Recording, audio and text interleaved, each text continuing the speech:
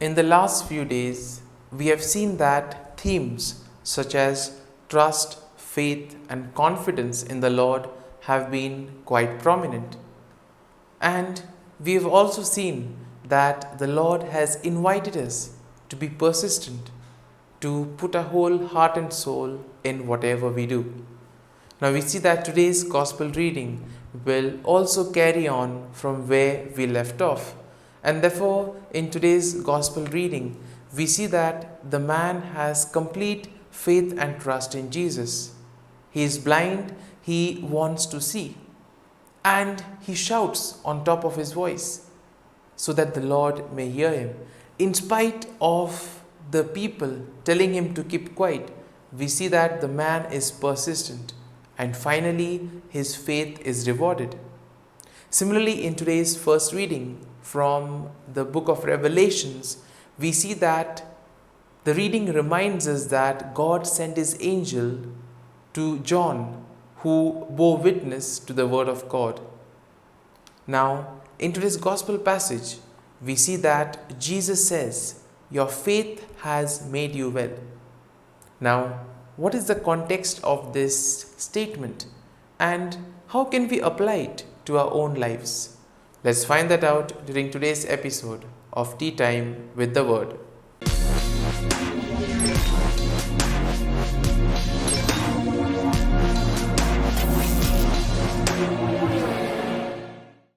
But before we can begin our reflection, let us take a look at the readings for Monday in the 33rd week in Ordinary Time. Today's first reading is from the book of Revelations, chapter 1, 1 to 4, chapter 2, verses 1 to 5. And the Gospel is from the Gospel of Luke, chapter 18, verses 35 to 43. Now, today's readings will emphasize on placing trust in the Lord. And at the same time, there'll also be an emphasis on being persistent and committed to the cause. Well, today's first reading from the book of Revelations tells us how God had sent his angel to his servant John, who then bore witness to the word of God and the testimony of Jesus Christ. And therefore, God tells us to hear and have faith in the word of God. Ultimately, our whole life, our activities are supposed to be a reflection of what the word of God is all about. The gospel values, the beatitudes should be reflected through our words and through our actions. And therefore, we are called to radiate the love, peace, and joy of Christ in whatever we do. Now, today's gospel passage will emphasize on this aspect of persistence and faith in a much deeper manner. Now, let's take a look at this. We see that on many occasions, it becomes difficult for us to really have faith and trust in those difficult moments in life. We've already seen in yesterday's gospel passage that Jesus tells us that in spite of being stuck in difficult, tough situations, you are supposed to place confidence in God. Now, though this may seem difficult, but it is not impossible. And therefore, with the grace of God, it becomes easy for us to put this into practice. Now, in today's gospel passage, we see that there is a blind man. And somehow he comes to know that Jesus is passing along the way. So with that, he is in a way filled with hope that Jesus will be able to do something for him. Now, when Jesus went from village to village, we know that people would flock to him. And each one would come with their own intentions. Some would come to have an experience of him. Some would come merely to be healed. Others would come because they like to be in his presence and listen to him. So whatever may have been the reasons why people came, we see that ultimately they went back with some kind of satisfaction. Their hearts were always filled.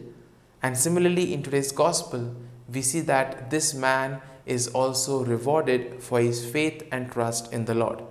Now, the gospel will show us the faith of the blind man.